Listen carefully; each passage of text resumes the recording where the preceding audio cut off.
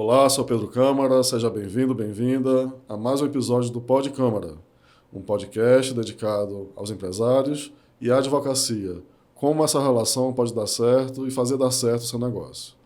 E hoje nós vamos conversar sobre a minha profissão, a advocacia, e eu trouxe dois grandes amigos aqui, colegas de profissão, o Fábio Bandeira de Mello, o Jorge Martinho, para dividir experiências, compartilhar desafios, enfim, trazer um pouco mais do nosso dia a dia para quem nos assiste. Meninos, boa noite. Deem seu boa noite também para quem nos assiste, por favor. Boa noite, Pedro. Muito obrigado pelo convite.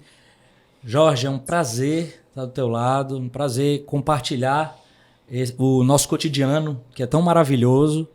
E vamos seguir. Vamos lá. A recíproca é totalmente verdadeira, meu amigo. Boa noite a todos. Boa noite, Pedro. Boa noite, Fábio. Pessoal, alguém aqui vem de uma família tradicional da advocacia? Ou todos nós começamos do zero, do menos um, Fábio? Vamos lá. Vocês estão preparados para ver essa história? Então, minha família não tem absolutamente nenhuma tradição na área jurídica. A grande verdade é que minha família é formada basicamente por comerciantes e hoje médicos. E nos idos de 2002, que foi quando eu me formei, eu enfrentei aquele grande problema que todo finalista enfrenta, entrar no limbo. E a advocacia, para mim, sempre foi o meu propósito, sempre foi a minha intenção, advogar. Bacana. A advocacia, para mim, não foi e não é uma atividade residual. Tentei outras coisas e, como não consegui, não. A advocacia sempre esteve no meu radar, sempre foi meu objetivo primário. E aí, naquele momento, eu me formando, eu entrei em desespero. Falei, bem, eu não tenho condição de contar com o apoio financeiro da minha mãe, não tenho condição de contar com o apoio financeiro do meu pai, minha família não tem absolutamente nenhuma tradição na área jurídica. E agora? O que eu faço? Bem, eu entrei em contato com um grande amigo meu, que à época era gerente comercial de uma empresa de telefonia celular. Legal. E disse, amigo, eu estou precisando de ajuda. Tu tens algum processo seletivo? E foi a primeira pessoa que eu pensei, né? Porque naquela ocasião era quem estava na nossa geração estabilizado, vamos dizer assim, profissionalmente.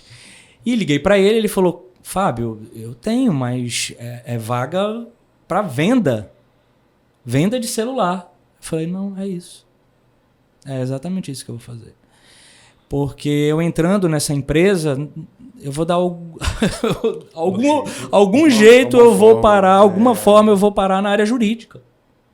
Bem, fiz os processos seletivos que foram realmente exaustivos, várias fases, e concomitantemente a isso, um primo meu, que não é da área jurídica, é médico, através de um amigo, me conseguiu um estágio para mim no escritório de advocacia. E o engraçado foi que no dia em que eu recebi o resultado do processo seletivo da empresa de telefonia celular, foi o dia em que eu fiz a entrevista para estágio nesse escritório jurídico. Bem, eu saí aprovado na entrevista do escritório jurídico e recebi a ligação da empresa de telefonia dizendo que eu havia sido aprovado. Eu falei, óbvio, muito emocionado, falei, olha, eu tenho o prazer de passar essa vaga de vendas para uma outra pessoa porque eu acabei de ser contratado para estagiar no escritório jurídico. E nesse escritório eu iniciei a minha vida profissional. Então, tentando ser sucinto, né, apesar de que os advogados têm essa dificuldade, né? Eu não venho de vai ser longo. Eu não venho de uma família tradicional e a minha vida na advocacia começou dessa forma. Jorge, o que nasceu primeiro? O advogado, o professor ou o motoqueiro? Explica pra gente aí. Complicado falar. Na prática, o advogado, sem dúvida. Não, o advogado veio primeiro, até porque já tem um tempinho de profissão, então a gente acaba tendo sido o primeiro. Logo depois, a docência e O motociclista veio, cara, na prática, cerca de 3 anos atrás, acho que um pouco mais do que isso. Bacana. Mas como a realização de um sonho de menino. Eu lembro, vou contar até uma situação engraçada. Eu lembro meu pai, criança, meu pai parando naquela banca de revistas que eu acho que ainda existe ali na Praça Chile. Sim, sim. E ele comprava revista para molecada, somos 4 irmãos, e comprava revista para molecada toda, comprava gibi e comprava 2 revistas especiais. Para o meu irmão mais velho, a 4 rodas, e para mim, a 2 rodas. Apaixonado por moto desde moleque. Mas, né, sabe Deus por que situações da vida, acabou passando o tempo e a gente não se liga a essas coisas. Até o momento que a gente estava conversando um pouco antes, que a gente precisa começar a pensar em saúde, começar a pensar em outras coisas que não são efetivamente a advocacia, o trabalho diário, a labuta, e a gente precisa de uma válvula de escape. Sim. E eu aconselho a vocês, o motociclismo para isso é 100%. A minha é viajar. Adoro viajar. Também é maravilhoso, né? Falando um pouco de mim, né, assim, coincidência ou não, desde a faculdade eu estagiava em escritório de advocacia, né? E eu tive a sorte de estagiar em escritórios de 2 ex-presidentes da ordem aqui do Amazonas, né?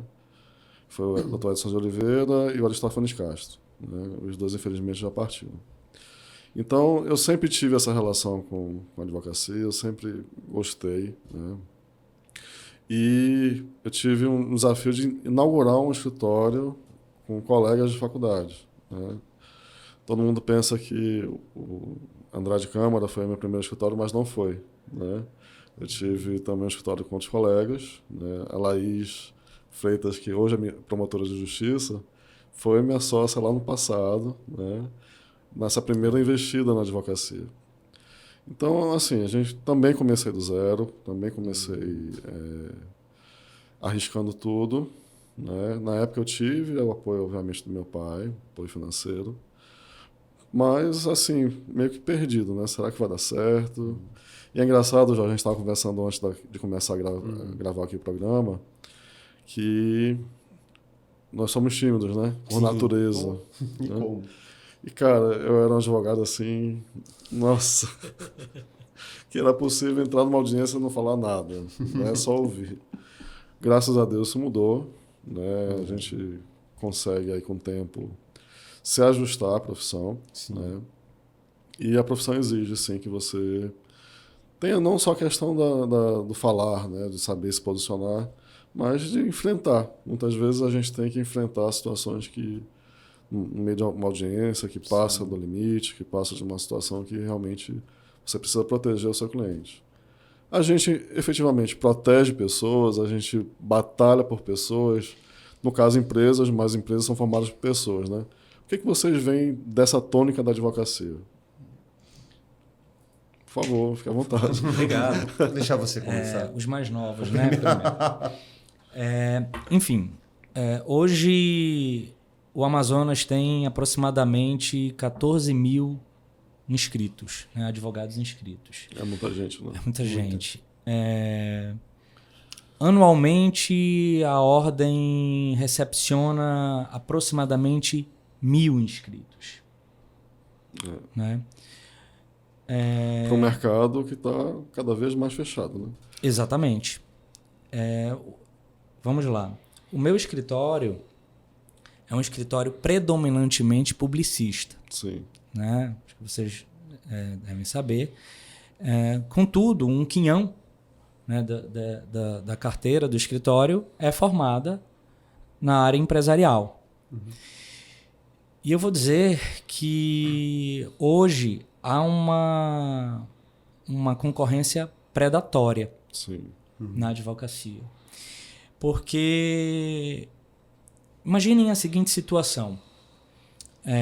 Quando nós vamos numa determinada loja e a gente observa uma gôndola, e nessa gôndola nós nos deparamos com 3 aparelhos celulares, a gente consegue, através da especificação desses aparelhos, dizer aquilo que nos atende.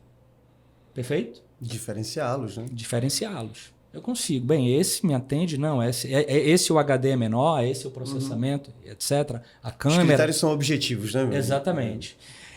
quando eu falo em prestação de serviço, e especificamente quando eu falo em advocacia, eu tenho uma zona muito cinzenta para aferição de qualidade por parte do tomador de serviço, por parte do cliente. Então, é óbvio, eu não tenho como afirmar que a advocacia empresarial, como qualquer outro ramo, outro segmento da advocacia, seja fácil. E não é. A perseverança, a persistência, a capacitação, entre outras inúmeras atividades que nós, advogados, nós, empresários, né, devemos ter para que a gente consiga se sobressair, para que a gente consiga alcançar resultados e, com isso, inclusive diante até de vedação legal para realização de propagandas, etc. e tal, né, que o nosso segmento não permite. Nosso estatuto, nosso segmento não permite, conseguir um espaço, uma visibilidade no mercado de trabalho.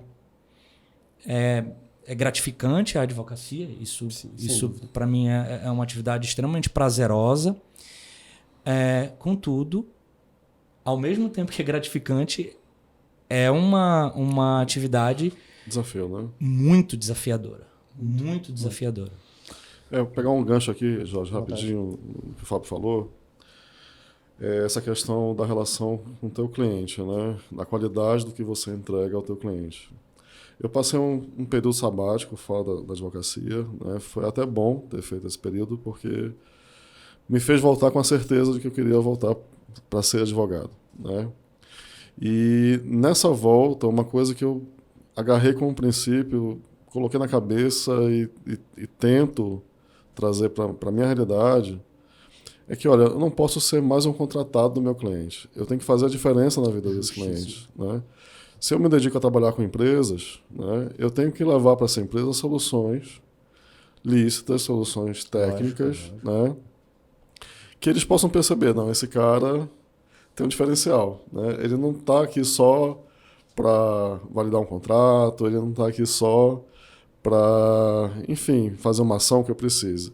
Ele está aqui para trazer opiniões, né? Ele está aqui para ser um elemento de tomada de decisão. Então, eu preciso ouvir o que ele vai me falar. Eu preciso prestar atenção nas ideias que ele vai trazer. Então, eu já dou isso até como uma dica aí para quem quer se dedicar à profissão e à advocacia empresarial. Vocês têm que fazer a diferença. Nós temos que fazer a diferença na vida dos nossos clientes. E eles percebem isso no dia a dia. Tá? Mas vamos lá, por favor, Jorge. É importante, eu vou até tentar complementar. O raciocínio do Fábio é sempre muito linear e muito fácil de compreender. Mas eu tive a oportunidade, até complementando a questão anterior, eu também fui o primeiro advogado da minha família, não teve ninguém até pouquíssimo tempo, né? Pouquíssimo tempo atrás, veio mais uma advogada, minha sobrinha. Mas, veja, logo que saí da faculdade, eu fui morar em São Paulo e ingressei num escritório que advogava para empresas. Passei um tempo advogando em São Paulo e voltei para Manaus e fui admitido em um escritório que advogava para empresas. Passei bastante tempo nesse escritório, saí para montar minha sociedade advogando para empresas. Então, é uma advocacia diferenciada? Não estou dizendo que é melhor ou que é pior do que qualquer outra advocacia, mas é diferenciada porque a gente tem que assumir responsabilidades que estão mais ligadas à gestão, mais ligadas à administração da empresa, né, do que a própria advocacia. E quando a gente coloca em discussão se o mercado, se a advocacia é, de fato, algo que te dá orgulho de exercer e se é uma atividade predatória, com toda certeza. Quando a gente fala em orgulho, quando você falou fazer a diferença, é essencial e dá um orgulho enorme quando a gente participa das decisões. O empresário que já tem anos de mercado, conhecedor do que faz, entra em contato com você e fala assim: minhas atividades vão ficar aguardando o teu parecer. Você fala: né? Essa dependência que muitos acham que é ruim ou podem até achar que é um ego supervalorizado, não, é simplesmente uma valorização da própria profissão que é necessária, né? A gente precisa ter essa valorização, a gente precisa levar em consideração que a advocacia é necessária para qualquer âmbito de atuação em que se propõe e principalmente para a questão empresarial. Quando o empresário fala isso, você fica muito orgulhoso de ser advogado. Óbvio, você tem que pensar na responsabilidade. A responsabilidade está toda com você. Quando ele fala isso, ele está querendo que você faça um serviço que ele esteja seguro para continuar desenvolvendo os seus serviços. E quanto ao ponto de ser predatória, de fato, a gente tem muito advogado, você colocou muito bem, 14 mil inscritos, mil advogados sendo despejados no mercado manauara anualmente. E eu, com os meus alunos, converso bastante e chego ao seguinte ponto. Quer ser advogado? Não despreza a profissão. A profissão é uma profissão maravilhosa. Mas você não pode ser um mero advogado. Você tem que ser o advogado, né? Muito parecido com a situação que você explicou do seu filho aqui. Sim. Você tem que se preparar, estudar para ser o melhor. Se não for o melhor, mais uma vez, não é competir com ninguém, mas é estar habilitado para os desafios que a advocacia propõe, que são enormes. Compartilhar com vocês aqui uma situação que eu vivi esse ano. Você falou de orgulho, né? Sim. Orgulho em ser advogado. Eu trabalho com uma empresa grande aqui de Manaus, eu não vou falar aqui o nome, obviamente, né? E essa empresa é dirigida por um patriarca, né? Ou seja, uma pessoa que já está na fase dos 60 para os 70 anos. Uhum. Eles nos contrataram há pouco tempo, né? E nesse pouco tempo a gente conseguiu resolver um processo que envolvia a família dele toda em um ano, mais ou menos. Só que esse processo já era dirigido por um colega nosso há 20 anos. Puxa vida. O processo já tinha 2 décadas correndo aqui na Justiça do Amazonas, né? E a gente com técnica, a gente com tese, a gente insistindo com o juiz, conversando com o juiz. Esse processo simplesmente foi sentenciado, depois de mais de 20 anos. Por alguma razão, as outras partes não recorreram. Estavam cansados. Estavam cansados, né?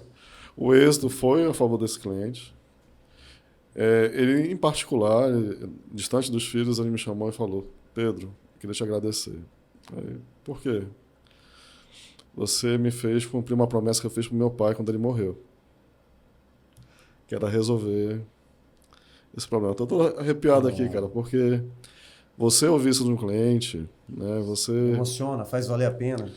Com certeza, cara. Assim, todo o perrengue que você passa na profissão, todas as dificuldades que você enfrenta, ficam pequenas, né? É esse momento que vale a pena para o profissional entender que, ele realmente faz a diferença na vida de alguém, né? E o que você faz é estudar, o que você faz é compreender a situação, buscar soluções dentro da lei e fazer valer aquilo.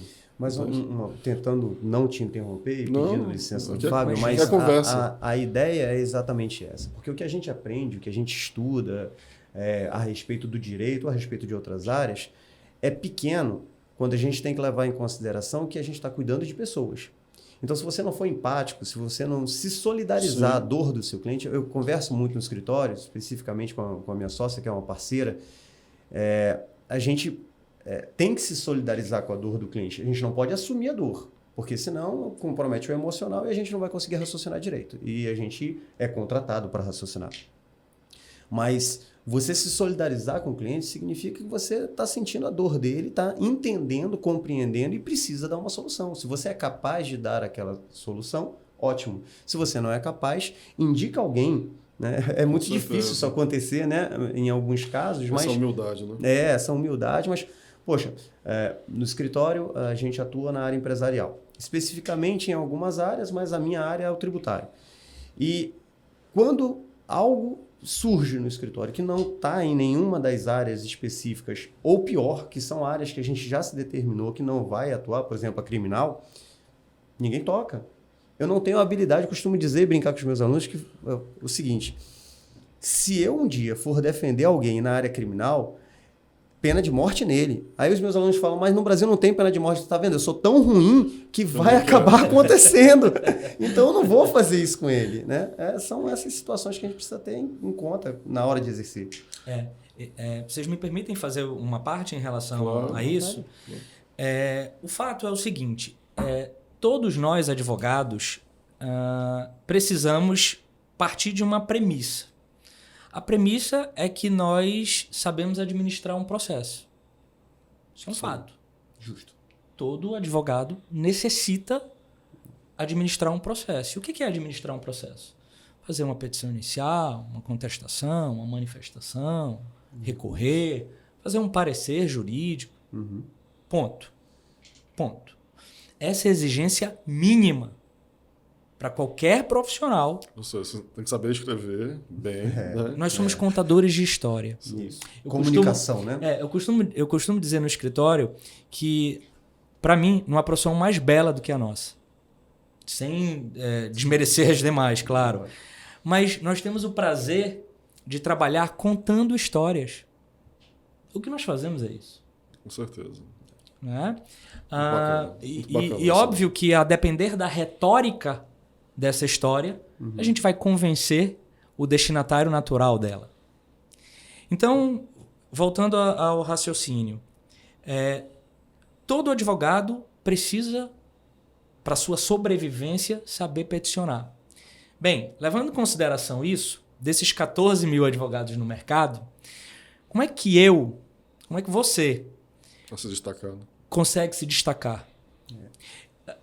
Você falou, Pedro, Jorge, muito bem, ter sensibilidade e saber gerir. Porque a gestão, a administração, ela não pode iniciar e terminar num processo. Sim. Ela margeia absolutamente todas as relações que estão próximas a esse processo. O cliente, a ansiedade dele, né, a aflição dele, as finanças. Toda certeza. Não é verdade? O próprio embate com a outra parte. O embate com outra Não parte. sei se vocês percebem isso, mas assim, a gente vai falar sobre advogado, né, como ele é mal visto às vezes, mas o empresário também é mal visto. Parece que o empresário é culpado por tudo, né? Sim. E a gente vive num país onde esse empresário é massacrado pelo próprio governo, né? Na nossa área tributária a gente vê muito área isso, tributária, né? enfim. É o malvado, né? E fora as obrigações trabalhistas, enfim, uma série de obrigações que são impostas a esse grupo que eles sofrem. Então, cara, eles precisam de um alívio, de alguém que chegue, olha, vem cá, eu posso te ajudar. Eu não estou aqui só para te atacar nem para ganhar teu dinheiro. Sim. Eu estou aqui para te auxiliar. Né? Eu acho que é bem isso que você está colocando. Tá? Exatamente. O advogado, e essa sensibilidade, quando eu falo em sensibilidade, ele precisa ter a compreensão do que o cliente dele faz. Como é que ele vai advogar para uma empresa, por exemplo, se ele não... Sem o conhecimento. Se ele não conhece a infra da ele empresa, faz, o que ele faz, qual é o propósito, qual é a missão, qual é a visão. A gente está do muito cliente alinhado dele. nesse aspecto. Porque o que eu penso, né? Cara, se eu sou advogado de empresa, eu tenho que sair do meu mundinho jurídico e ir para um mundo empresarial. Eu tenho que entender como é que esse mundo funciona. Justo. Exatamente. E através disso, claro, sem se divorciar Claro. da técnica jurídica, isso é evidente, mas pensar comercialmente. Sim. Pensar comercialmente, porque, mais uma vez, se eu me fecho no meu mundo, perfeito? E não passo a ter essa sensibilidade, passo a ter a empatia, né, Jorge? Eu simplesmente vou ser um replicador de leis. E quando um tomador de serviço, quando um cliente procura um advogado, ele não quer. Isso. Lógico. Ele não quer isso. Não é essa a finalidade, né? Acaba fazendo parte da estrutura e não fazendo a diferença, como você colocou, né, Pedro? Exatamente. Abrindo um parêntese, quando você falou de conhecer a empresa, é importantíssimo e até eu penso na seguinte situação. Normalmente, quando você desenvolve um planejamento tributário para uma empresa, o advogado é o que menos trabalha. vou, né, explicar esse menos trabalho. Porque você tem que descer para chão de fábrica, você tem que conhecer a função e normalmente as ideias que vão trazer modificações na operação e que, consequentemente, podem trazer uma mudança de tributação, não vem do advogado. O advogado conhece a operação, de repente surge alguém da linha de produção que pode falar, olha, mas espera aí, se a gente mudar essa peça, a fabricação dessa peça, ou vem alguém da logística e fala, mas se a gente não tiver mais caminhão e alugar alguma coisa, você pega essa ideia e adequa a ideia à legislação.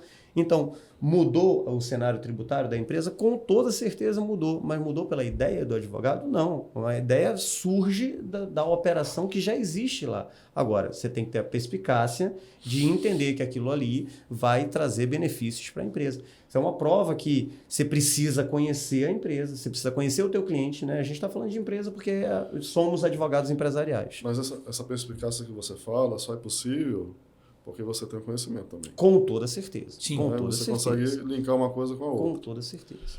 Pessoal, nós três somos advogados empresariais. Nossos escritórios, se a gente abrir os sites, estão lá as áreas de atuação, são muito próximos. Né?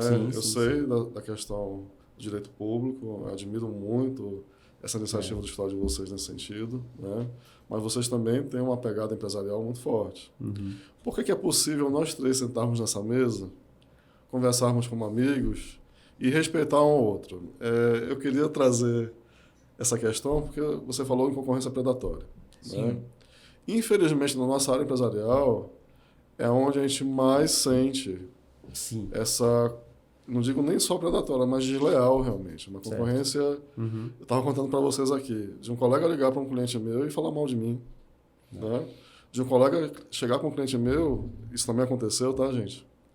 Dizer que eu tomo um remédio controlado, que eu sou maluco, que ele vai se arrepender de ter me contratado. Eu estou há 10 anos nessa empresa, tá? Então, assim, as pessoas às vezes fogem completamente da ética. Alguns colegas nossos, né? Não todos, mas alguns. Alguns fogem completamente da falta de senso crítico e de responsabilidade. Né? Por que é possível nós três sentarmos aqui numa boa, sabendo que a gente faz a mesma coisa? Eu acho que a palavra é ética. Sim. Né? A gente pode desenvolver o raciocínio, mas a palavra é ética. Né? Fora que somos amigos há muito tempo também. Né? Sim. Eu faria uma parte, eu acrescentaria, incluindo duas questões. Valor. Se eu estabeleço dentro do meu ambiente corporativo, dentro da minha vida profissional, determinados valores, e nós sabemos que os valores eles são inegociáveis. Importante. Eu vou segui-los do início, no meio e no fim. Então, para mim, quando você reserva um valor que é compatível com a ética, esse valor ele é inegociável. E quando eu digo dele ser inegociável, significa dizer que nenhuma proposta, por mais maior que seja, valorosa, né? Exatamente, vai te fazer quebrar. Sair do trilho. Exatamente, esse pacto interno.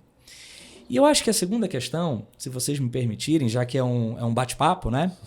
Eu utilizaria aquela máxima que diz que a receita do bolo todo mundo tem.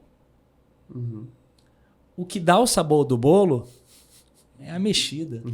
Com toda certeza. O que eu quero dizer com isso? Você precisa ter autoconfiança. Porque é óbvio, sem a autoconfiança, eu vou imaginar que quem está do meu lado é meu concorrente. Se eu não tenho autoconfiança, eu vou imaginar que quem está do meu lado é um possível e eventual inimigo. Então eu reservaria esses dois, que não seriam comportamentos, né? Mas essas duas questões que são os valores que eu guardo, e a ética ela está Sim, nos valores. Inserida como um valor para quem tem esse comportamento, é a autoconfiança. Eu preciso ter autoconfiança. Sim. Né? E eu acho que isso não se confunde com soberba de forma alguma. Né? Existe meu filho, um dia desses foi o meu filho, 10 anos de idade, que inclusive me falou. Eu cheguei em casa e tal, e aí o Bernardo, que é o meu filho mais velho, virou para mim e falou... O Bernardo, né? O meu Bernardo, exatamente. O meu Bernardo virou e falou assim, eu sou o melhor. Naquilo que eu faço, eu sou o melhor. Aí eu olhei... Bem, o que me espantou não foi ele achar que ele é o melhor, né? O que me espantou foi o sotaque. Ele tá falando sotaque diferente? Que sotaque é esse, Bernardo? Não, pai, eu vi um vídeo do Cristiano Ronaldo. Vocês já viram esse vídeo? Não. E aí eu fui ver esse vídeo. Eu falei, me mostra, filho, que vídeo é esse e tal. E o Cristiano Ronaldo falava exatamente isso. Ele dizia, eu sou o melhor. Naquilo que eu faço, eu sou o melhor.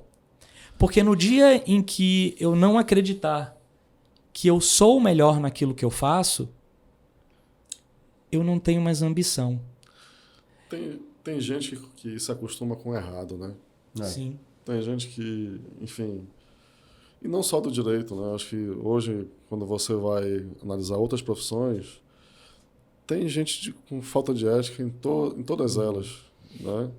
E essa pessoa que se acostuma com o errado, ela entende que se ela não continuar fazendo isso, pelos próprios brios, ou seja, pela própria capacidade dela, ela não vai ser capaz.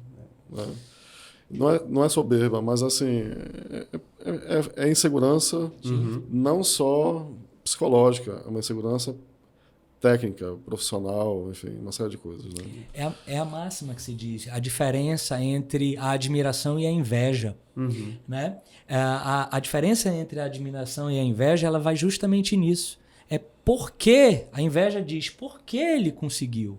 Sim. A admiração diz, caramba, o que esse cara conseguiu, eu quero conquistar. Eu nunca esqueço, assim, eu tive um sócio que falava, pô, tu é muito fraco. Cara, não é que eu seja fraco, é porque a tua companhia é boa. Complicadíssimo, né? E assim, eu acho que a gente precisa realmente ter esse alinhamento da ética, né? Você ser conhecido como um profissional ético, como um advogado ético, hoje é uma diferença estúpida, né? E tem empresários e empresas que querem estar associados a essa figura ética. Sim, né? sim.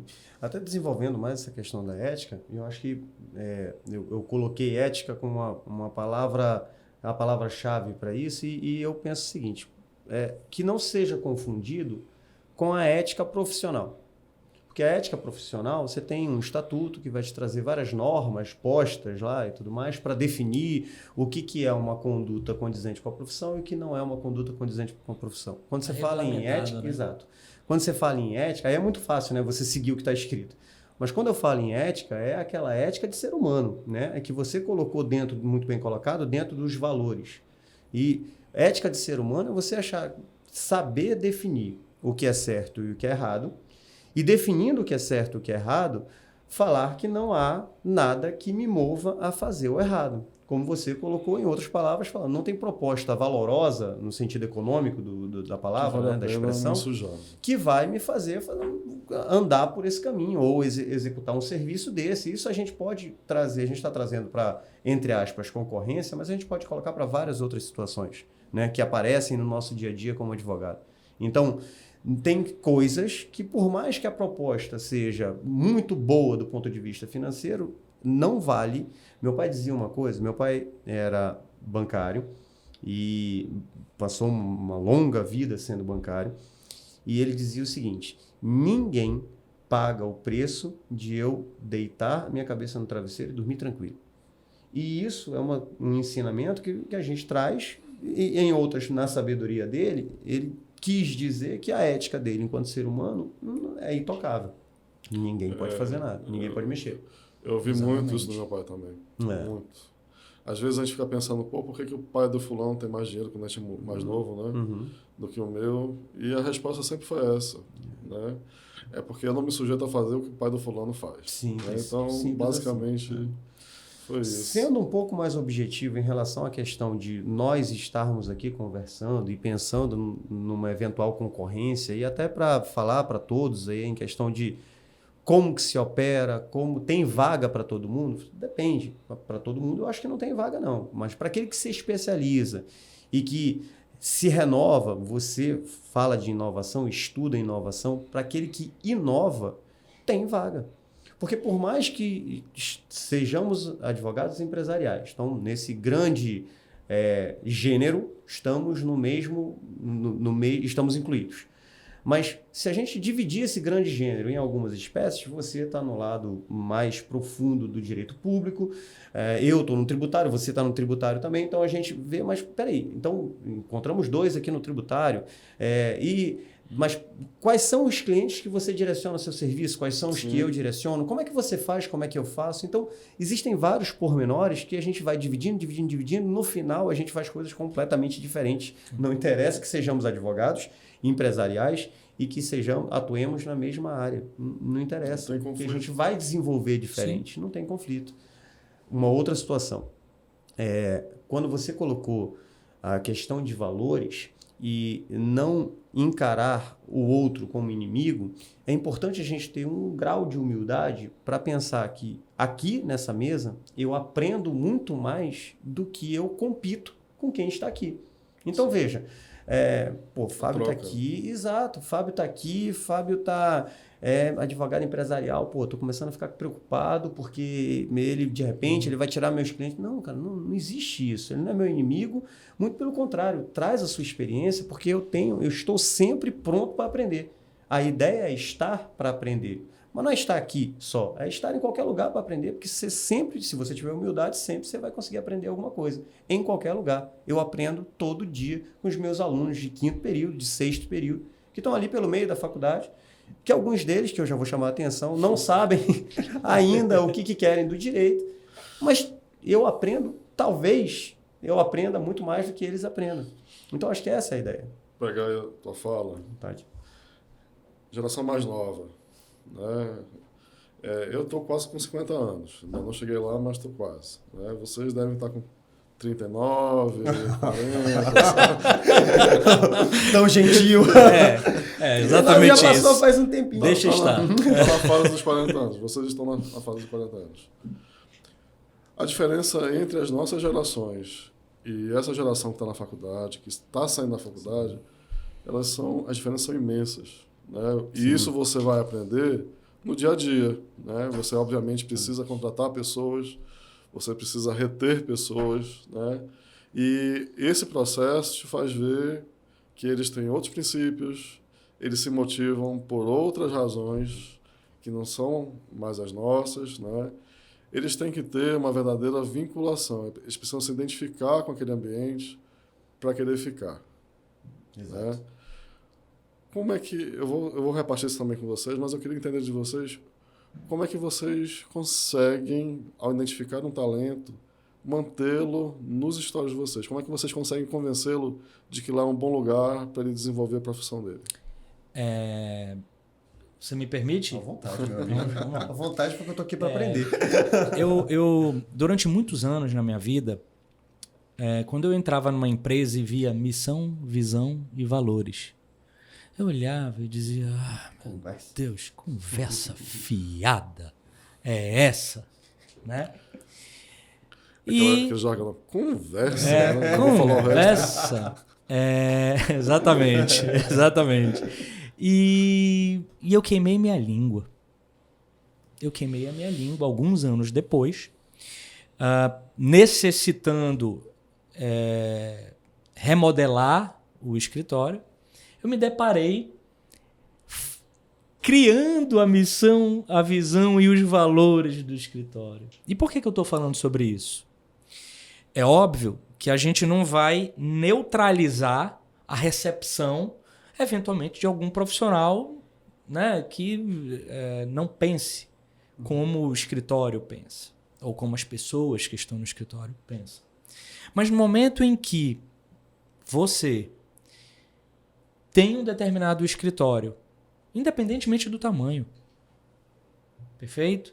Você fixa a missão, fixa a visão e fixa os valores desse escritório, um fenômeno vai acontecer. Num determinado processo seletivo, é muito natural que você busque profissionais que tenham valores semelhantes aos seus. E o inverso também vai acontecer. É muito natural que, obviamente, hoje em dia, com a propagação, né, das redes sociais, da internet, a gente consegue demonstrar para os espectadores, para o público em geral, quais são os valores, né? Então, quando você abre um determinado processo seletivo, é muito natural que as pessoas que guardam aquele mesmo valor te procurem. Isso neutraliza, isso zera a necessidade de retenção? É claro que não. É claro que não. Mas nós somos sabedores que hoje grande parte dos profissionais tem como prioridade não necessariamente a questão remuneratória. Sim. Eles querem um bom ambiente corporativo. Sentir-se bem, né? Exatamente. Eles querem ter o prazer. Qualidade de vida. Exatamente. É o que a gente demorou muito tempo para ir buscar. Exatamente. É o prazer de sair da casa dele e ir para um ambiente de trabalho onde ele se sinta bem. E não se enganem. Eventualmente, aquele profissional que entra num escritório de advocacia ou numa empresa, mas eu falo especificamente, né, do nosso dia a dia. Do nosso dia a dia, que não guarda o mesmo valor que aqueles profissionais, ele sai. Ele mesmo sente. Ele sente que as pessoas que estão naquele ambiente não se adequa, né? Não guardam os mesmos valores, entendeu? Então, óbvio, eu compartilho a minha experiência dizendo que o processo não de captação, mas o processo de retenção, ele ocorre justamente pelo fato do escritório hoje ter uma missão bem definida, uma visão bem definida e, sobretudo, os valores, como eu disse há pouco tempo, são inegociáveis. Né? Então, quando o profissional entra no escritório, ele já sabe que o escritório age daquela forma, pensa daquela forma, que as pessoas são tratadas daquela forma, enfim. Queria pegar um pouco essa tua fala. Em que sentido? A gente também tem aqui o quadrinho lá de missão, valores, enfim. Isso não era muito comum em escritórios jurídicos. Né? Exato. Mas isso traz o quê? Uma aproximação cada vez maior da nossa realidade com empresas. Sim. Né?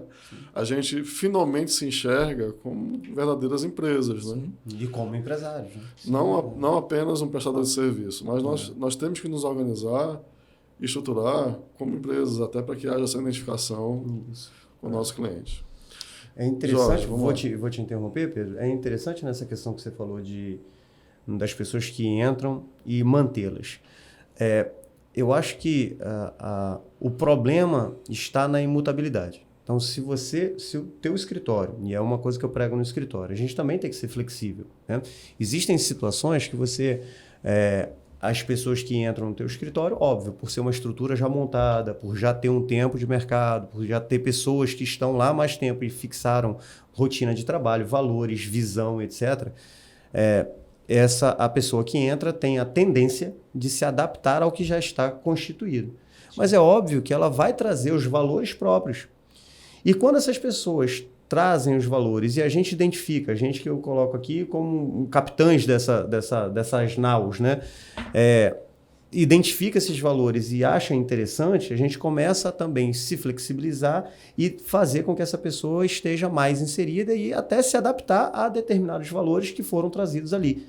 E isso é interessante, eu acho, para manter os talentos.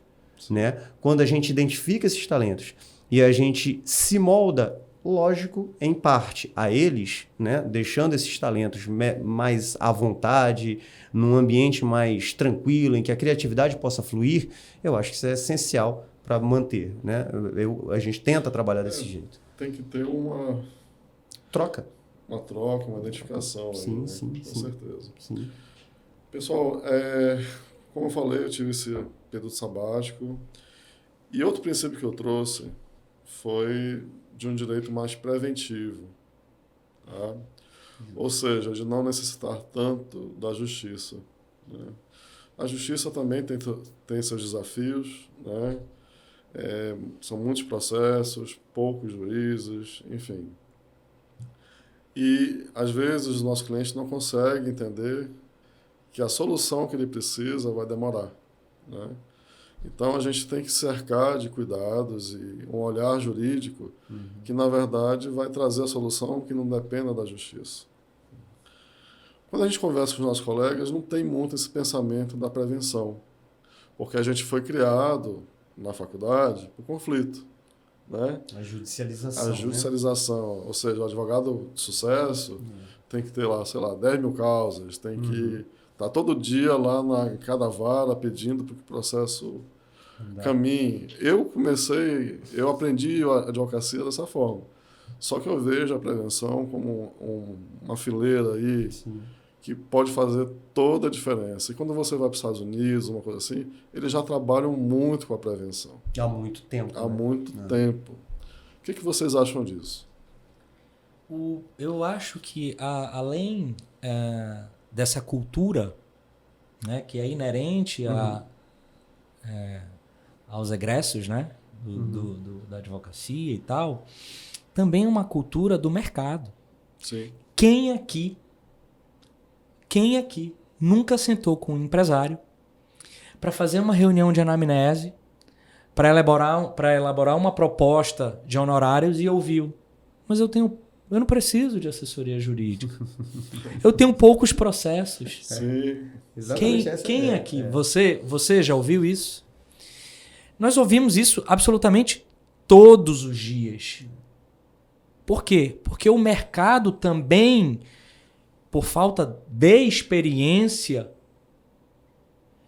se comporta, grande parte do mercado, não é todo, né? Muitas empresas hoje já compreendem a necessidade de ter um profissional justamente... Porque, veja bem, quando você tem uma consultoria jurídica, um escritório que preste, ou um profissional, não precisa ser um escritório necessariamente, que preste uma consultoria jurídica, a grande questão não é que você vai, inclusive, evitar ou não litígios.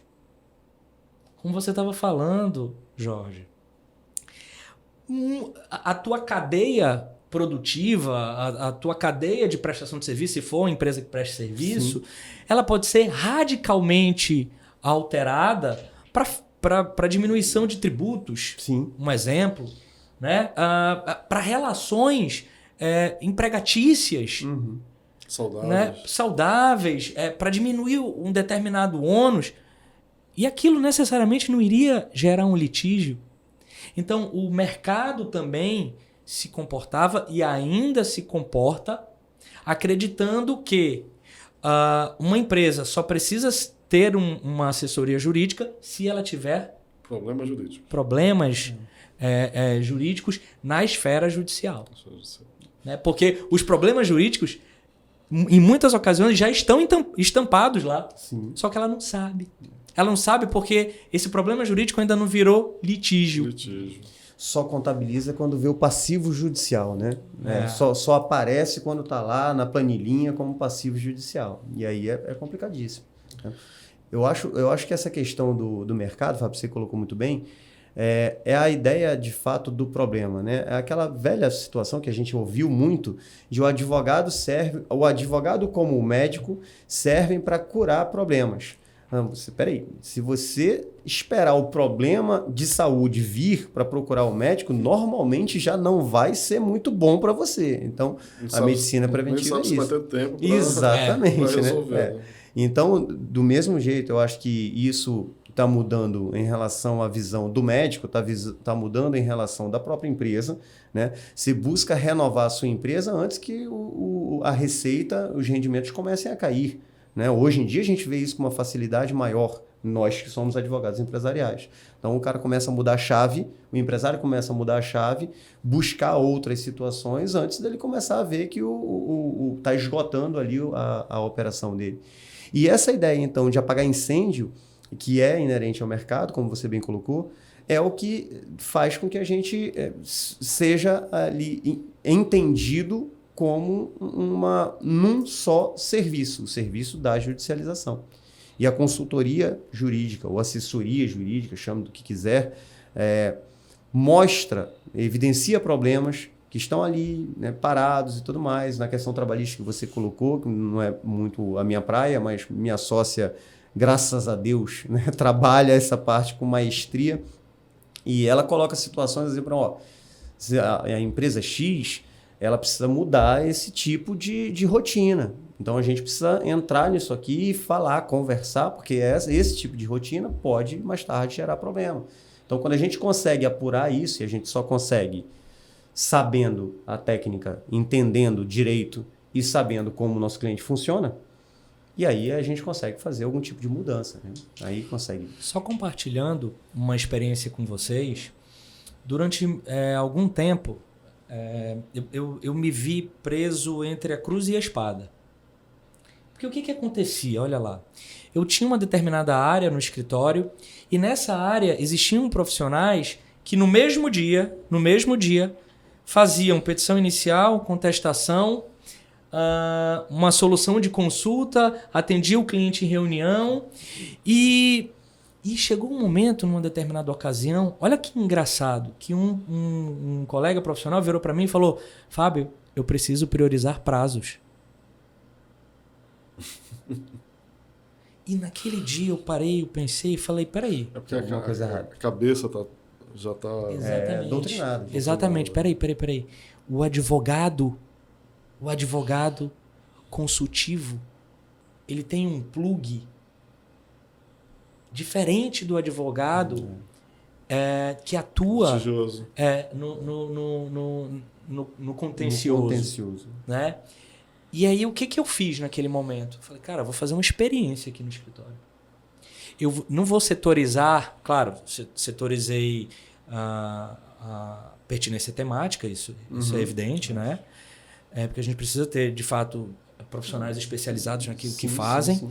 Mas eu vou setorizar o escritório em atividades. Sim. E quando eu fiz isso, gente, eu vou falar para vocês, a minha vida mudou. Por quê? Porque dentro do escritório hoje, vou dar um exemplo, eu tenho um setor consultivo e eu tenho um setor contencioso. E no que isso me ajuda? E o que ajuda o cliente? Esse profissional que antes ficava abrindo o plug, fechando o plug, abrindo o que é prazo, o que não é prazo. Né? O cliente está reclamando. Peraí, então é prazo ou não é? Hoje ele não tem mais esse problema. Por quê? Porque o advogado do setor contencioso administra os prazos contenciosos e o advogado, a advogada do setor consultivo o faz da mesma forma. Contudo, com as demandas consultivas. Né? Mas para ver como isso, como você disse, Pedro, como a gente já sai da faculdade de Direito, não só acreditando que aquele profissional exitoso é o profissional que tem um número X de processos, mas que os prazos que nós temos e os prazos próprios são prazos processuais. O prazo com o cliente de entrega de uma solução de consulta, de um parecer, de uma nota técnica, ou seja lá o que for, o descumprimento dele é tão gravoso quanto o descumprimento de um prazo processual. Né? É bom que a gente está alinhado. Né? Eu vejo que essa questão da setorização dos nossos processos tem muito a ver com o que a gente faz aqui também. Né? Uma coisa, gente, falar também, compartilhar com vocês uma experiência prática dentro dessa prevenção. Né? A gente falou sobre relações de trabalho, a gente falou sobre planejamento tributário, mas também análise de contratos. Né? O que acontece? Teve um cliente aqui que queria montar um shopping no centro da cidade. Certo. E ele queria aproveitar a estrutura de uma loja enorme lá no centro, que já permitiria montar essas mini lojas. Né? E no contrato, ele ia alugar esse espaço, no contrato tinha lá que ele era obrigado a fornecer para o locador os dados de todos os sublocatários. Né? Aí eu virei para esse empresário e falei, cara, cuidado para tu não montar uma operação para ele, né? Porque ele vai ter os dados de todos, um dado doida nele, ele te manda embora desse lugar. Você vai virar atravessador, né, meu amigo? Só. Ele te manda para fora e assume a tua operação.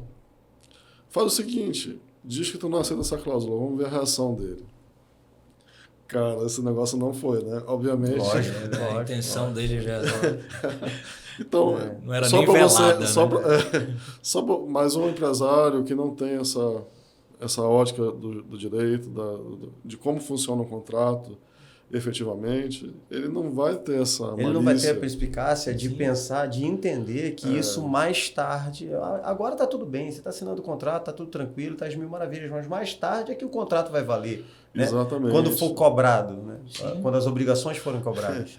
E assim, eu acho que esse empresário é grato até hoje, porque ele realmente entra numa fria. Uma grande cilada. É só para vocês entenderem como essa questão da prevenção, gente, ela é essencial no nosso trabalho. Né? Até, Pedro, desculpa interromper, mas um detalhe aqui que a gente acabou não comentando, a gente falou só da advocacia preventiva, mas a questão de não judicializar é tão em voga que tem aí os juízes arbitrais, né? Que estão, no Brasil está crescendo cada vez mais. Então, existem vias para resolver conflitos e a gente não precisa correr para o judiciário. Exatamente. Correr para o judiciário hoje é ônus. Né? Você fala, não, mas aí a gente tem uma possibilidade enorme de ganhar a causa. Não, cara, você vai perder. Você vai perder tempo, você vai perder um monte de coisa. Eu vou gravar um outro episódio sobre erro médico. Né? E a gente também tem uma área de direito médico aqui. Sim. Para empresas e profissionais, não para quem briga, né? Litiga com essas empresas. E o que acontece? Hoje, talvez a administração desses hospitais, esses profissionais, não tenham a noção do quanto custa um processo desse. Sim. Tu tem que fazer uma perícia, tu tem que fazer, sei lá, produzir tantas provas que vão te demandar de custo. Né? Custoso. E a gente tem um outro problema nessa mesma área, lá no escritório também atua nessa área, e que a gente está vendo em alguns processos, é você não ter profissionais tecnicamente capacitados para desenvolver uma boa perícia. Então, você está em risco constante, do momento que começa o processo até o final. Então, é muito difícil isso. Exatamente. Pessoal, um outro tema aqui que eu queria trazer é o seguinte. Todas as profissões elas têm que se adequar à evolução do mundo. Né? Como você disse, eu realmente sou apaixonado pelo tema da inovação. Né? Assim, eu já estudei sobre isso, mas aonde eu quero chegar? Tecnologia e rede social. O que a gente está fazendo aqui hoje, a gente está no digital, né? A gente está no mundo digital. Né? E já vem desse estudo, dessa perspectiva da inovação. Como é que vocês se veem nesse contexto? Né? Como é que vocês querem inserir as bancas de vocês, os escritórios de vocês nesse contexto? Vai, Fábio. Eu me coçando aqui pra falar, né? As pernas mexendo. Enfim, essa pergunta, assim, apesar de parecer simples, mas é uma pergunta que vai demandar sinapses, né? Sim. A primeira questão, para vocês terem noção do quão importante eu acredito que a tecnologia é para um escritório jurídico. Hoje, a área em que nós mais investimos no escritório não é a área fim. Hoje, a área que nós mais investimos no escritório se chama controladoria jurídica. Sim. Porque através da controladoria jurídica e sistemas de automação, obviamente, eu vou conseguir ter dados estatísticos. Eu vou conseguir fazer o que se chama hoje de jurimetria. Sim. Não é verdade? Então, eu sei o que determinado magistrado... Como ele aprecia aquele caso. Exatamente. Qual é a fixação, qual é a dosimetria daquilo. E isso me ajuda a tomar, aí sim, as melhores decisões da atividade fim. Okay. Então, em relação ao funcionamento do negócio, esse é um grande exemplo, para mim, do quanto a tecnologia se inseriu de forma orgânica e está cada vez mais se inserindo. E se não se inserir de forma orgânica, ela vai arrombar essa porta Não é verdade? Porque quem não, o escritório e o advogado, que não investir em tecnologia, inovação. vai ficar para trás. Eu tenho a te acrescentar nessa questão, até aquela questão dos escritórios de grande massa usam bastante, não sei se no seu está nesse segmento, os robôs que preenchem petições para você praticamente, você vai ali, o advogado de grande massa, ele está sendo direcionado a uma atividade de complete, né? É basicamente isso. Então, para essa questão, eu confesso que eu tinha um receio muito grande, né, do que a advocacia ia se transformar diante da inteligência artificial, diante dessas situações. E, de repente, conversando, até clientes, né, começaram a mostrar um caminho que não é, talvez, uma outra advocacia, que é a advocacia de grandes massas e tudo mais, direcionem, haja uma necessidade de aplicar essa situação. Robotizar, né? E tal. Mas vocês lembram daquela situação do que a gente usava muito tempo atrás? Não sei se eu ainda uso. Aquela expressão de escritório boutique, que era o escritório do serviço especializado e tudo mais, obviamente que teria que ser remunerado por aquilo. Então, eu acredito que esse escritório que prega a especialização de serviços, que prega ali a profundidade do estudo e tudo mais, ele está a salvo dessa questão da robotização, mas não está a salvo da questão dos estudos que você está pregando aqui, que você está colocando. Então, esse ponto realmente a gente não tem como fugir. Esse ponto vai entrar arrombando, vai entrar. Do mesmo modo que a questão do marketing, né? Para mim, você, Pedro, tocou numa situação e a gente acabou não desenvolvendo por outros, a gente acabou emendando outros assuntos. Os conhecimentos que nós precisamos ter além do direito para tocar um escritório. Então, eu me vi... Pode falar. Não é fácil ter um escritório, tá, gente? Não pense que é só pegar uma sala, colocar uma cadeira, uma mesa. Porque hoje em dia, você tem vários detalhes na tua rotina que dependem sim de tecnologia, que dependem de conhecimentos além do direito. Tá? De fato, Jorge, quando você fala de marketing, aí a gente tem as travas da OAB. Sim. E isso é uma crítica que eu faço porque, assim, toda profissão também precisa evoluir, né? Ela precisa se inserir no contexto que está acontecendo, né? E hoje, qual é a ferramenta, uma das ferramentas primordiais para qualquer empresa, e nós somos empresas, é o marketing digital. Sim. Hoje, um profissional de marketing digital, ele é extremamente bem remunerado. Muitas vezes até mais do que um advogado de início de carreira, por exemplo. Sim. Tá? E a gente vai ficar alijado desse processo, a gente vai ficar preso a normas que não condizem com o que está acontecendo no mundo, pô. É um pouco complicado. Sim, eu sei que a mercantilização da advocacia é uma coisa perigosa. Sim. Mas a profissão, ela precisa seguir de uma maneira que não te ingesse. Sim. Você precisa se mostrar, né? Exatamente. Qual é dentro desses cursos que eu faço, qual é a conclusão? Cara, o melhor marketing continua sendo boca a boca. Só que o boca a boca hoje é feito através das redes sociais. O boca a boca é pelo celular hoje, né? Entendeu? É WhatsApp, é Instagram, enfim, outras redes sociais. Se você não tiver presença, se você não tiver a palavra certa, não é nem autoridade, eu não gosto muito dessa palavra, né? Mas se você não tiver demonstrar seu valor através desses canais, você está correndo um sério risco de ser esquecido. E aí, Ordem, o que a gente faz numa situação como essa? Né? O que a gente está fazendo aqui, de uma certa forma, é uma exposição. Sim. Uma exposição técnica. É o que a Ordem, a princípio, permite. Sim. Né? Então, a gente tem que acabar driblando essas entraves aí, desculpa, para poder sobreviver. Não é isso? E o quão difícil é. Meu Deus, eu tenho uma experiência para compartilhar com vocês aqui que eu fiquei hiper frustrado na pandemia.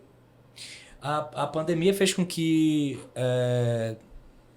todo evento presencial né, passasse a ser suspenso e substituído Virtualizado, né? pela esfera virtual, né? E aí eu fui convidado, não sei por que me convidaram, mas me convidaram, caíram nesse erro, me convidaram para ministrar um web... Ministrar não, né? Para participar de um web congresso. Foi o web congresso de Direito Administrativo de Pernambuco. Eu lembro disso. Tu lembra, né? E aí eu falei, vou tirar de letra. Só falar, eu adoro falar. Eu acho que deu para perceber aqui, né? Adoro falar. Cara, o quão difícil é falar para um aparelho, gente. Difícil, é muito difícil. E aí, naquele momento, e é sério, eu passei a dar um valor tão grande para esses conteúdos digitais que são feitos na internet. Para as pessoas que tomam essas iniciativas. Exatamente. Né? Isso é complicado demais, mano. Aí, enfim, fiz lá, né? E o engraçado, para mim, por exemplo, eu sou uma pessoa hiper calorosa, me considero comunicativo e tal. E o pessoal do escritório até pergunta, Fábio, tu fica nervoso em fazer uma sustentação oral? Eu falei, não, eu não fico nervoso, fico ansioso. Né? É diferente. Eu já sou ansioso, mas fico mais ansioso. Né? Fica nervoso, você fica calado. Né? Exatamente. E o engraçado, a minha performance numa sustentação oral, ela se dá através do termômetro que eu tenho do comportamento das pessoas que estão me ouvindo, né? Dos destinatários da minha sustentação oral. Exato. Como é que eu faço isso com a câmera? Que eu não estou vendo ninguém. O desafio é maior ainda. É muito grande. E aí, terminou esse evento e tal, e aí o escritório começou, né, aderindo a essa necessidade... A nova realidade. Exatamente. De se apresentar no mercado, né, através de conteúdos técnicos, que é o que nos é permitido. Sim. E eu fui criar um conteúdo. Eu passei uma manhã inteira para falar 30 segundos na internet. Olha aí, nós somos advogados e criadores de conteúdo. Gente. Olha só, né? É outra profissão. Verdade, Não, além de contador, administrador, né? Pai, marketing, né, pai, marido, etc. Né? E aí eu vi o quão hoje é difícil a nossa geração e as gerações também que nos antecederam, né? Que nos antecederam se inserir nisso. Né? Por quê? Porque as gerações mais novas já vêm com o chip de naturalidade nas redes sociais. Pra vocês terem noção, um dia desse eu estava conversando com meu filho e eu falei, há um tempo, Bernardo, o que é internet para ti? Você sabe o que ele me respondeu? É energia. Para ele é como se fosse. A necessidade para ele é a mesma. A geração deles é muito motivada porque eles consomem na internet. Exatamente. Então, não sei se cheguei a responder, né? Falei, mas não sei se cheguei a responder. Em relação a essa questão, é um desafio muito grande. Muito. Mas, indiscutivelmente, é uma medida necessária. Né? Você sabe que, como professor, né, na época de pandemia, na época mais profunda de pandemia, todas as aulas foram virtualizadas. Mas me conta essa experiência. Eu quero saber o sofrimento que foi. Nossa, horrível. Trazer isso pra gente. Horrível. Não, desculpa, eu não tenho... Eu queria ser mais otimista nesse ponto. Mas horrível porque exatamente esse feedback que a gente tem da troca de olhar, de saber que eu estou falando e você está me ouvindo... Mesmo que numa sala de aula você tem lá 50 pessoas, já tive turmas de 70 pessoas, mesmo que você saiba que um ou outro tá na atenção tem outro mundo. 70 pessoas, cara. Meu amigo, falar de direito tributário para 70 pessoas, imagina. Tá vendo, né? Tu tava falando para 3 ali, né? Pois é. Aí você, olha lá, é uma experiência extremamente negativa do ponto de vista de, ótimo, a parte boa, você tá na sua casa, né? Eu tive que montar um quase estúdio na minha casa para poder ali desempenhar a função na tranquilidade. Mas o calor humano, né? o desenvolver era muito mais complicado. É muito mais cansativo para quem está ouvindo, é muito mais cansativo para quem está falando. Você não tem essa interação, essa troca de energia. Eu dou aula 3 horas numa sala de aula brincando. Lógico, depois você termina, você está cansado, você está exausto, a garganta está indo embora. mas você está empolgado, você fala alto, ri, brinca. Aqui você tira uma brincadeira, você não vê se as pessoas estão, pelo menos, né? Eu que sou sem graça, você não vê nem que a pessoa está, né, esboçando um sorriso, não tem isso. E o pior, num dado momento, as aulas passaram a ser híbridas. Então, você entrava numa sala de aula, tinha ali 20 alunos, 10 alunos, e você tinha que se concentrar nos alunos que estão aqui na tua frente e no computador que está aqui, na câmera e tudo mais. Então, isso era horrível, foi extremamente atrapalhado. Mas uma coisa foi boa. Foi o prenúncio para que eu começasse a pensar numa presença de internet. Então, peraí, se aqui, dando aula, eu conseguir alcançar os 50 alunos da minha casa, né, na tranquilidade do meu lar, se eu começar a me expor mais com algo que eu sei fazer, que é pelo menos a parte do direito, eu sei fazer, eu posso alcançar mais pessoas e mais pessoas me conhecerem, né? Esse objetivo, essa linha boba, ingênua de lógica de raciocínio, é que motiva a você começar a esboçar ali, fazer um vídeo ou outro, mas com um outro lado muito complicado, que é o lado da timidez, é o lado de você, que você bem colocou, Fábio, da gente não conseguir operar, né, com esses instrumentos aqui. O microfone, para mim, é uma complicação, cara, né? Já dei aula de pós-graduação para turmas, por exemplo. Eu dei aula para uma turma em São Luís, que a turma era enorme. E uma sala, e você tinha que usar o microfone. Eu falei, não consigo. Não, mas professor, você tem que usar o microfone porque você vai atingir, que senão lá não vão te ouvir. Não, eu falo alto. Eu consigo. Justamente para não usar aquele aparelho, cara. É limitador, né? Eu gostaria de uma coisa mais à vontade. Mas é difícil. Mas a gente tem que ir assimilando a tecnologia. Uma coisa bacana, Jorge, assim, eu te acompanho nas redes, né? E eu percebo assim, tu tem vários vídeos já sobre direito tributário, né? E você tem lá um bom número de curtidas, você tem um bom número de visualizações. Eu acho que essa tua experiência, que não foi, acho que para todo mundo, na época da pandemia, foi uma experiência bem dura, bem difícil, né? Mas trouxe coisas boas para a tua carreira, na minha opinião, né? Eu queria te perguntar o seguinte, direito tributário, nós sabemos que é uma matéria extremamente técnica, assim como o direito público, o direito administrativo também, né? Como é que a gente cria conteúdo sem ser chato, cara? Como é que a gente cria conteúdo abordando esses temas de uma maneira que você queira despertar ali interesse de quem está te ouvindo? Eu, sinceramente, espero não ser chato, não estar sendo chato. Mas eu acho que isso é uma situação que a gente... primeiro, Pedro e Fábio, a gente tem que ter na cabeça o seguinte, o direito, quanto mais técnico, né? Quanto mais técnico você é dentro do direito, mais chato você vai ser, ou a pessoa que vai te ouvir, ela vai ter um grau de conhecimento técnico que vai acompanhar aquela exposição, ou simplesmente ninguém vai te ouvir. Então, tudo vai depender do público que você está querendo direcionar.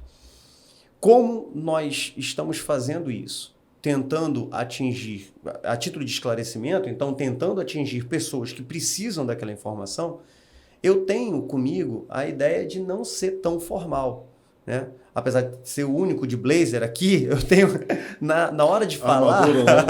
A armadura, é a armadura, né? Aquela lance da timidez, lembra que a gente estava conversando? Isso aqui é um excelente remédio. Para mim era farda, eu detestava usar essa farda. Aqui é a armadura. Então, a ideia de você...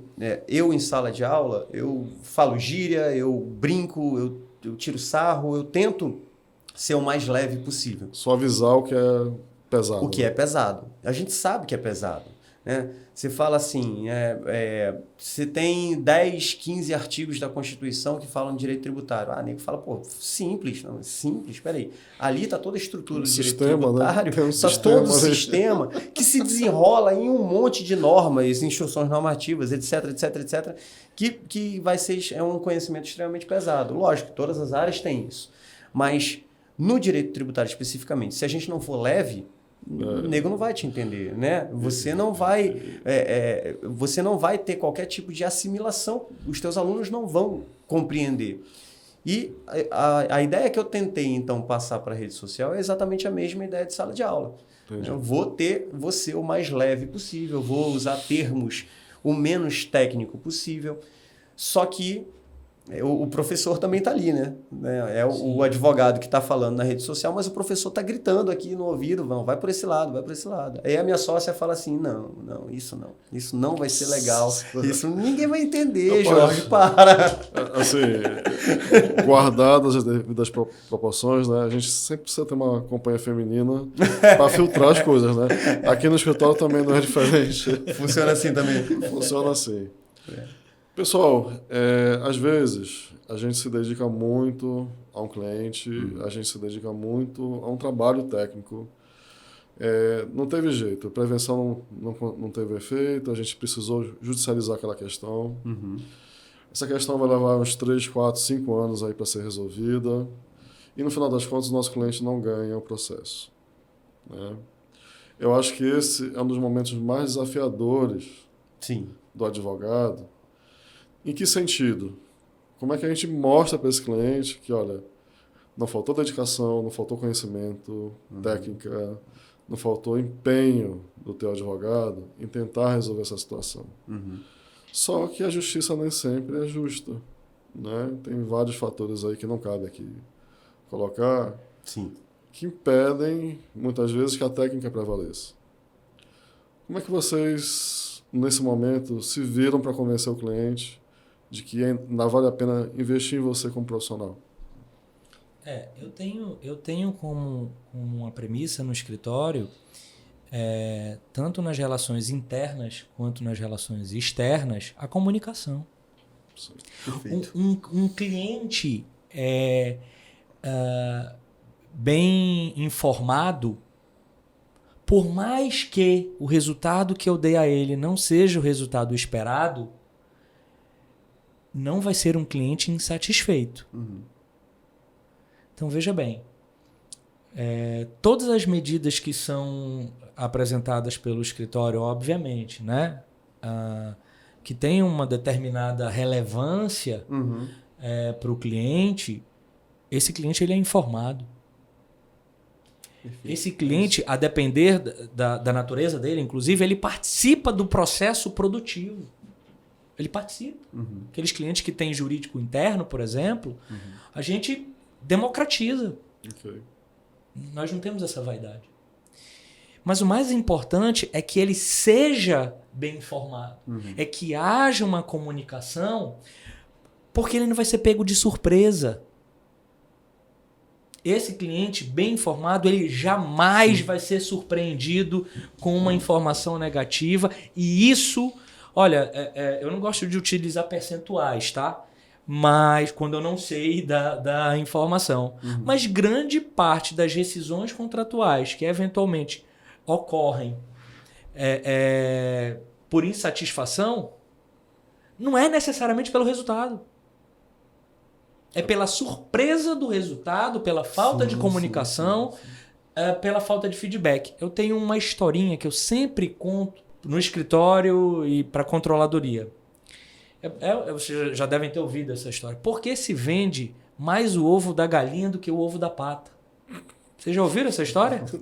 Não. Vocês nunca ouviram essa história? Por onde é que vocês andavam aí, gente? Você pode até ter ouvido, mas o Fábio contando é completamente diferente. Por uma razão muito simples. Isso é marketing. Marketing puro.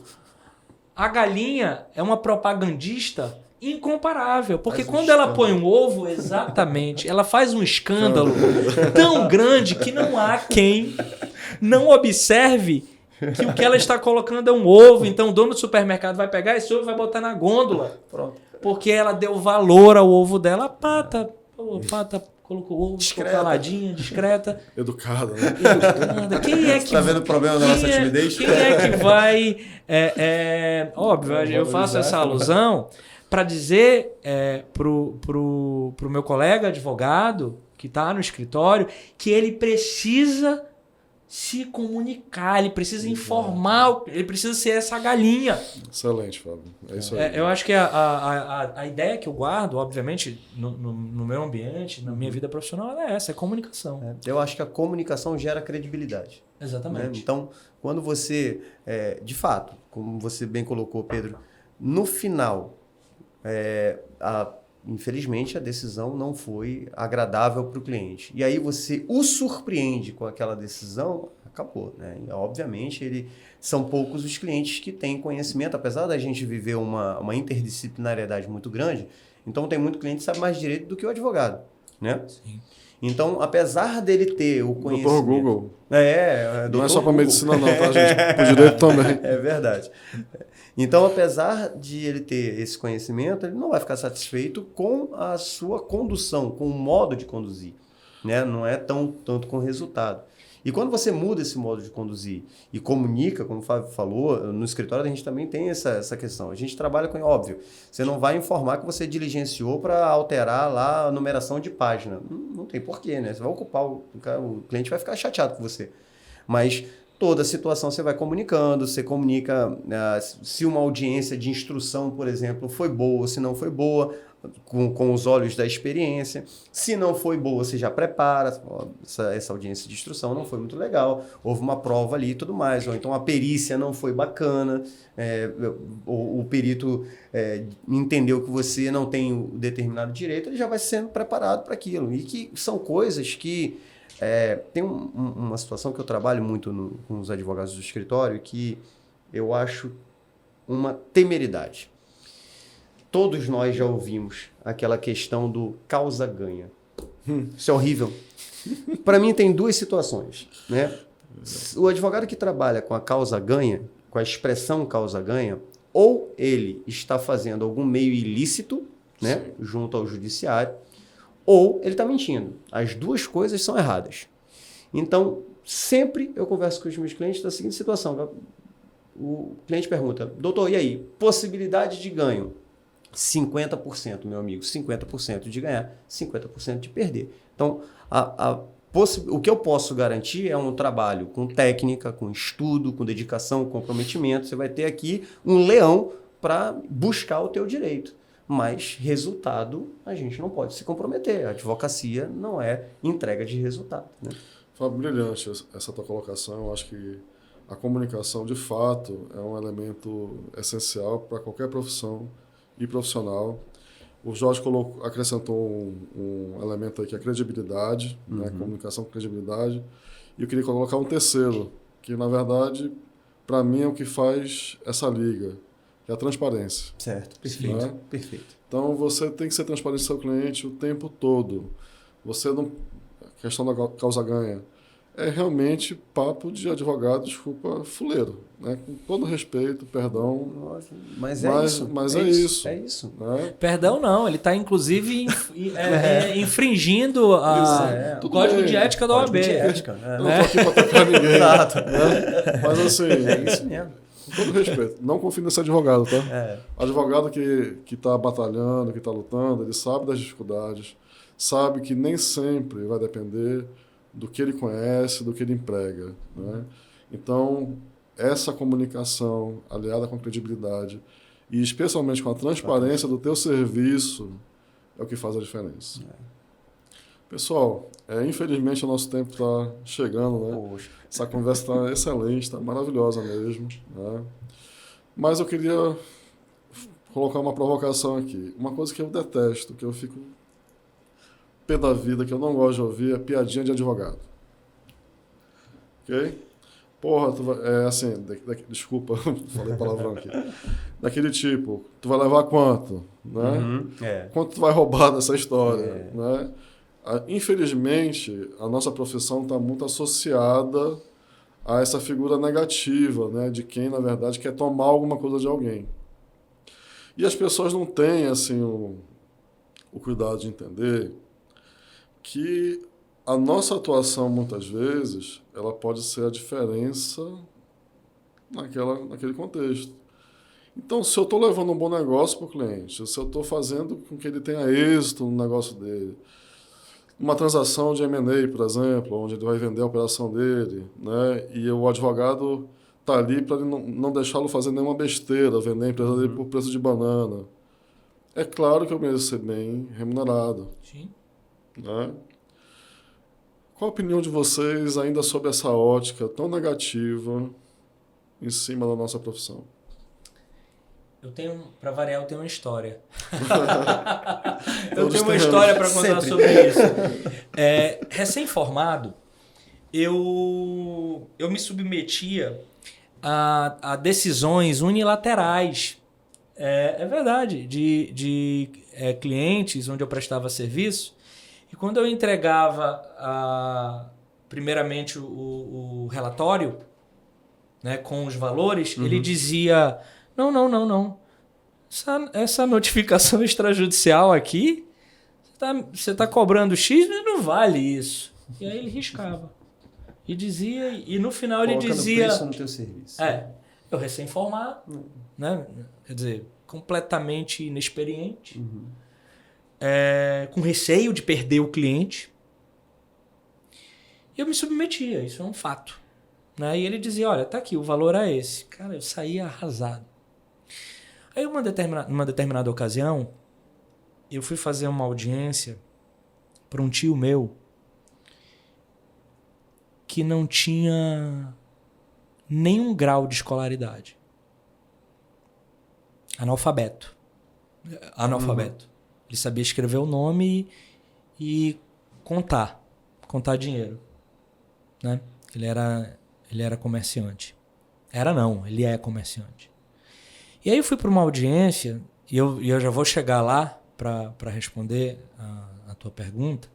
E eu fui numa audiência e quando eu voltei, eu fiz um acordo, porque ele me orientou a fazer um acordo. Ele falou, Fábio, faz essa proposta de acordo, eu acho que é desnecessário, etc e tal. Lá na Justiça do Trabalho. Na época ficava na Praça 14. Né? Tá velho, hein? Eu só tenho uma aparência de velho. Você não Eu sou falou mal cuidado. 24 de maio, né? Eu sou mal cuidado, mas eu tenho meus 20 e poucos anos. E aí eu cheguei lá e ele falou, minha família me chama de Fabinho, os meus amigos, né? O Jorge sabe disso. Fabinho, quanto deu? E eu já acostumado, né? Não, tio, eu fiz um acordo, não deu nada não. Tá aqui, ó. Eu só cumpri essas parcelas e tal. Engraçado, né? Reprisando o que você falou sobre aprendizado. Sim. A gente deve aprender ou ter a percepção de que a gente aprende muito mais do que a gente ensina. Certeza. E eu aprendi com um homem que não tinha letramento, só sabia escrever o nome dele, a maior lição dentro da minha área profissional que eu reservei e aplico até hoje, que é a valorização do meu trabalho. Brilhante, é isso. O meu trabalho não tem preço, Jorge. O meu trabalho não tem preço, Pedro. Ele tem valor.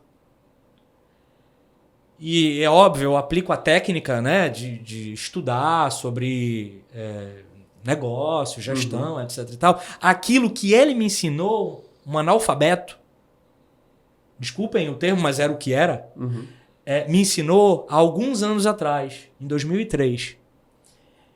Ele falou, meu filho, né, com toda a humildade, né, ele virou e falou assim, meu filho, você é um doutor. Olha só, né? Anos mais valor, novo, né? Exatamente. Ele falou, você estudou para passar num vestibular, e foi falando as coisas que eu fiz, que eu sabia que eu tinha você feito. lembrava, né? Exatamente. Mas que eu não reservava como algo importante para minha carreira. Não contabilizava isso. E engraçado, eu saí naquele dia, eu saí muito emocionado, né? Porque, imagina se eu vi isso, né? Eu saí naquele dia transformado. Então, respondendo ao que você está me dizendo, hoje eu tenho a percepção do valor da minha profissão, eu tenho a percepção muito clara do valor do que eu faço, da atividade que eu emprego.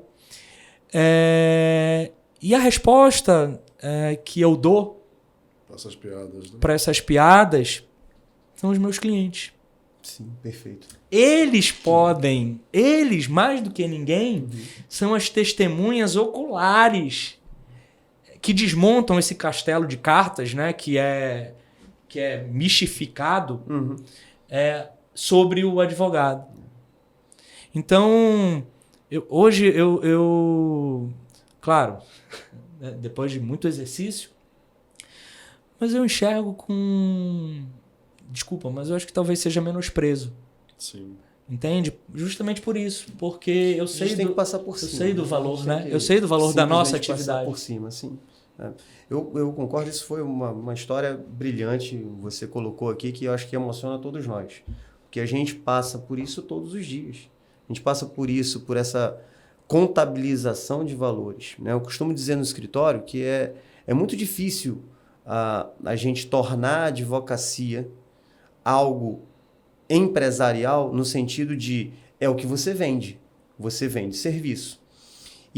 Mas vamos materializar o que é o que a gente vende. A gente vende horas de trabalho e horas de estudo, porque a gente tem que estudar para poder trabalhar. É um trabalho técnico. Então, quando a gente mostra para o cliente, você colocou logo no início dessa nossa conversa, você colocou assim, poxa, aquela questão do celular que está na gôndola para vender, né? Ali eu olho para o celular, ele tem isso aqui, tem as características e eu sei diferenciar. Com o advogado já fica mais difícil, você tem que experimentar, você tem que ver, você tem... Confiança, né? Exatamente. Então, essa abstração do nosso serviço é difícil para você contabilizar no ponto de valores, que foi o que aconteceu com você e que acontece, eu acho que em algum momento conosco até hoje. Mas também é o necessário para a gente pensar que, peraí, a advocacia não é feira. Eu converso isso no escritório também. Não é você chegar assim e perguntar do feirante daqui qual é o preço da banana.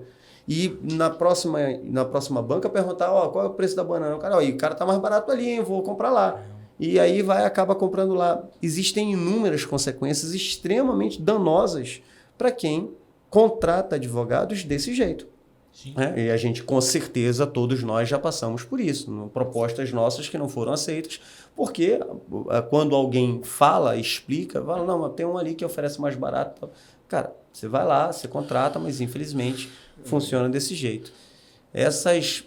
Só para concluir, essas brincadeiras, que são brincadeiras de extremo mau gosto, a gente tem que passar por cima, né? Porque, como todo trabalho, é um trabalho honroso, né? Extremamente valoroso e que traz uma importância significativa para quem experimenta os nossos trabalhos, né? Eu tenho certeza disso. Todos os nossos clientes são extremamente felizes com o trabalho. Não estou falando de resultado, de ação, disso, daquilo, mas com o trabalho desenvolvido. E a seriedade. Exatamente, é a prova que você disse. Olha para os meus clientes, né? Conversa com os meus clientes antes de fazer essa brincadeira. Né? Para mim, esse é o termômetro, realmente. Né? É o que a gente consegue... Essa troca, essa resposta em cima do nosso trabalho. Né? Mas, enfim, o que eu queria acrescentar nessa discussão é que, infelizmente, a própria classe permite que essa visão seja consolidada. Né? Quando a gente fala de concorrência predatória, desleal, né? Algumas pessoas aí, infelizmente, perdem a decência, perdem a ética. A ética nem se fala, né? Acho que já foi para o ralo há muito tempo. E o que você vê de profissionais assim, você incorpora como sendo uma realidade da profissão. E não é, gente. Não é. Tá? Não.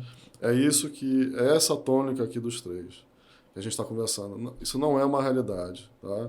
Tem muita gente decente, tem muita gente comprometida com a sua profissão, tem muita gente que agarrou a sua profissão para ser a sua vida realmente. Sim. Acho que os três que estão aqui levam isso muito a sério. Né?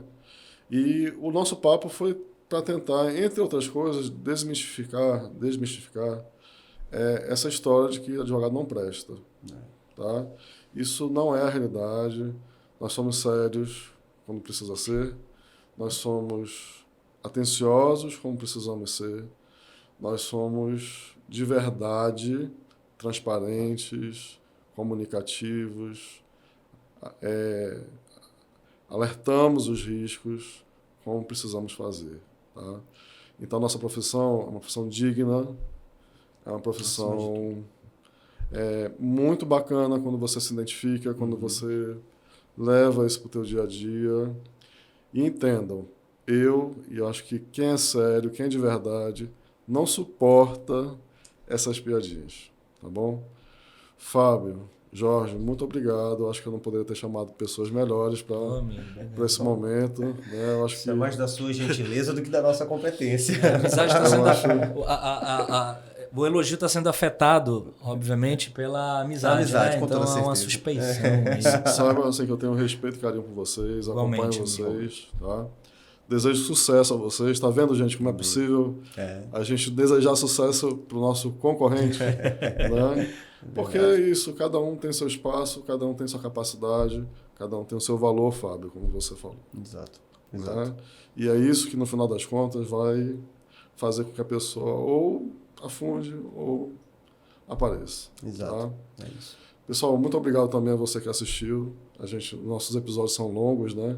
Mas é porque são longos porque tem conteúdo, tem informação que vale a pena. Muito obrigado, Pedro. Obrigado a todos. Um grande abraço. Muito obrigado, Pedro. Jorge, foi um grande prazer te reencontrar, né? Pô, há quanto tempo a gente não... Como? Graças a Deus, brincadeira. Prazer recíproco. Exatamente. Fazer esse reencontro aí. Verdade. Exatamente. Um grande abraço a todos. Obrigado pela audiência e uma boa semana. Não sai daí, porque eu vou bater um papo com o Matheus Farias, que é nosso advogado, sobre a jovem advocacia. Tá bom? Obrigado. Oi, Matheus, tudo bem? Tudo bem, Pedro? Matheus, você faz parte aqui da nossa equipe, né? É uma equipe bem coesa, a gente acaba sendo uma família. Sim. Né? Como o nosso episódio de hoje é sobre advocacia, eu queria que você compartilhasse um pouco da tua experiência aqui no Pedro Câmara Advogados. Como é que está sendo, se alguma expectativa foi atendida ou não foi atendida. Fala um pouco pra gente. Eu entrei aqui no escritório, acho que já tem uns 2 anos. Falar sobre expectativa é um pouco difícil, assim, porque eu já tinha tido uma experiência anterior, fiquei um tempo parado sem exercer a profissão, então eu entrei aqui basicamente como um advogado iniciante.